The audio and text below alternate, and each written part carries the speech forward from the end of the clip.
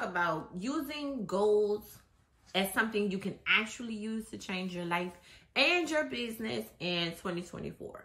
So for this, I'm going to come a lot from chapter 1 in money management and entrepreneurs. Don't judge for the not resale. This is my examination copy, one of my first examination copies. So I like to, when I'm talking about them, so I don't use the books that I can sell. I always use my examination copy. But we're going to talk about chapter 1. And I'm going to elaborate a lot on creating money goals. So this is something I was thinking about as I was getting dressed this morning, that a lot of times we don't have because we don't know what we want. I could probably just drop the mic and walk up there. But a lot of times you're not growing your income. A lot of the times your life doesn't look like you want it to look because you haven't clearly decided what you want it to look like and thought about how to attain it and got actionable on getting there. So first you got to know what you want. Then you have to outline what that looks like, who you have to become in order to get it, and then really start working towards that. A lot of you are at level 0 and you haven't even created the goal. So, and then goals can be a little tricky because a lot of times if you say, I want, you're going to always be wanting. So then you have to talk. There's so many intricacies, but we're going to talk about some of the important parts of goal setting that can get you closer to what you want and potentially have an impact on your income. So first, you need to be very specific. You need to be very specific in creating your money goals. In money management and entrepreneurs, I have 5 steps. Good, because 5 steps are always just actionable. You need to become very specific on creating your money goals. Define clear objectives. Very, very clear objectives that determine how much money you want to create, by when, what products or services you're going to lean on for that creation. You don't have to really know all of the details because if you knew that, you would already be creating it. But creating a pathway, opening up a pathway, saying, I'm going to create, or I will create, or I have. That one is more powerful, the most powerful. I make $20,000 per week as a business coach and consultant, traveling internationally, and teaching in a group style setting. I just gave y'all a big one. And that could be one. I am knowledgeable in. So remember, they're all present tense. It's like you already have them. We're doing a little trick of the mind, but you want to be very specific. You should have numbers, deadlines. If you can add some of your products and services in them, don't make them super lengthy. Focus on one particular goal at a time. And speak it as if you already have it. So very specific, measurable goals. Measurable is numbers. You can use percentages. You can use amounts. Make sure you have timelines. So for example, I increased my monthly revenue by 20% in Q3 of 2024.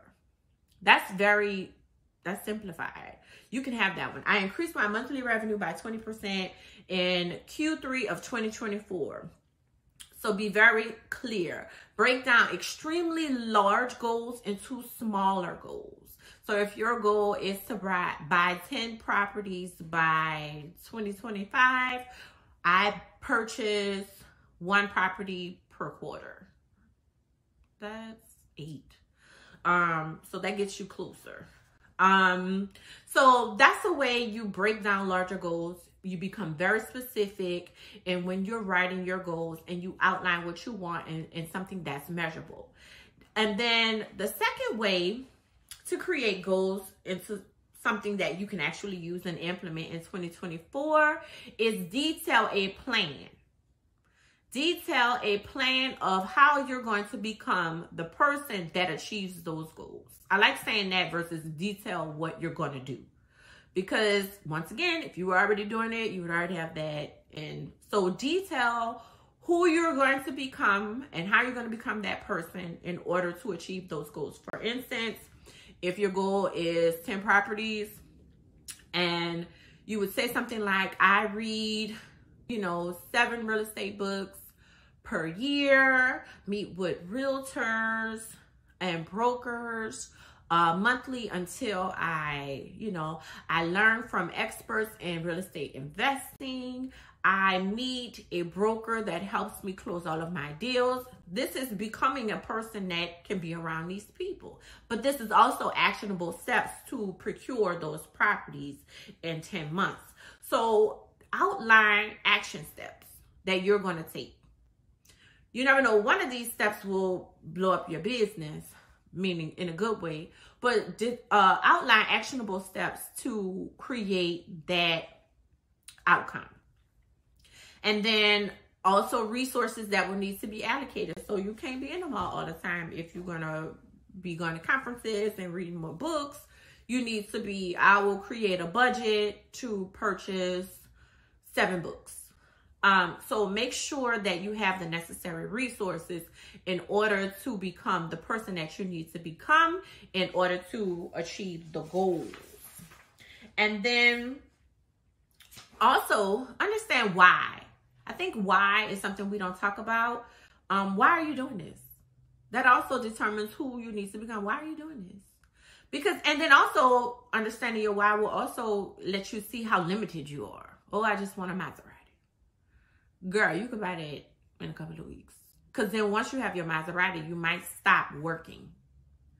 So really understand why. I'm doing this to create a legacy. I want a life where I can.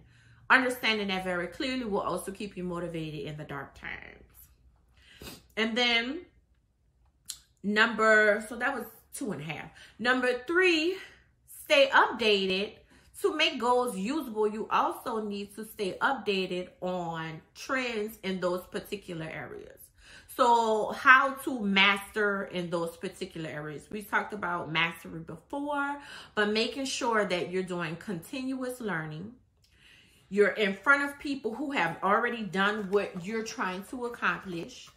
And you're not saying, tell me how you did it. You're seeing a lot of times how they move. What kind of mannerisms, what kind of habits do they have?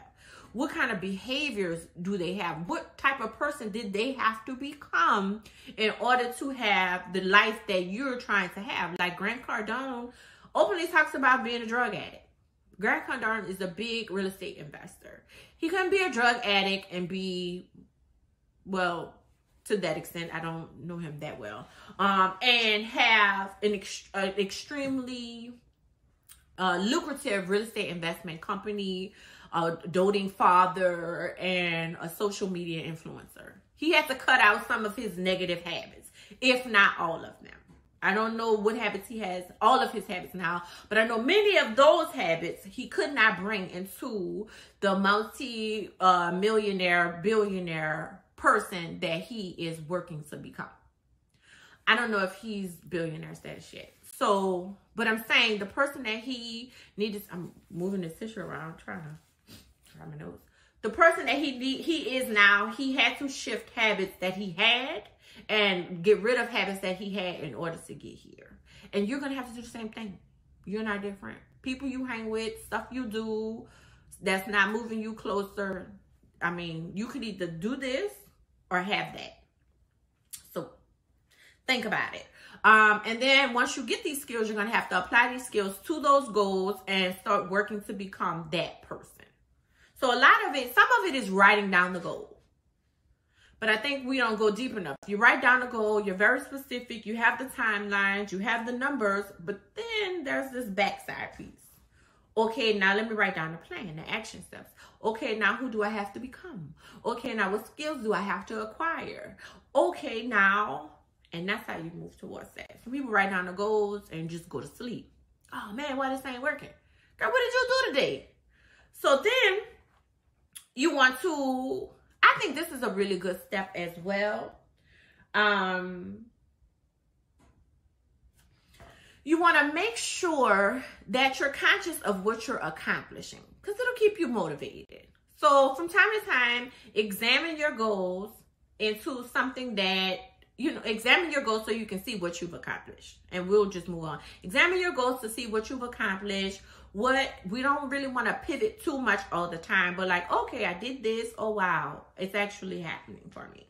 And to see what you're saying you're asking for, because sometimes your goals were too small. And the last step is too simple. Then do it. Do it. Get around the people that you need. Start changing your habits slowly. Like, I mean, if you eat terribly all the time and one of your goals is to have more energy to accomplish your goals, you might not be able to transform everything at one time, and it might be an overload. But get busy doing something. Shifting habits weekly, shifting habits monthly. Get busy doing it.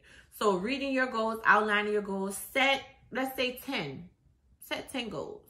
For me, I heard that you should set 300. I'm in 200 already, and that's crazy.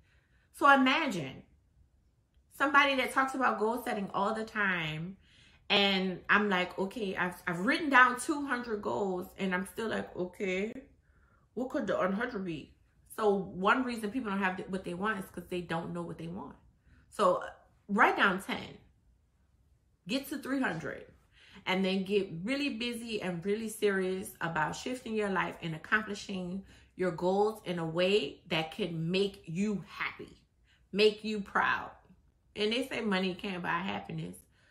Malarkey. You know, because heat, electricity, food, healthcare, a car that starts, all adds to happiness. And they all resort back to money. So those are some ways that you can create goals that are actually usable in 2024 so that you can start to shift the way that you do business, the way you make money, and the way you live your life. Thank you guys for listening, and I'll talk to you later.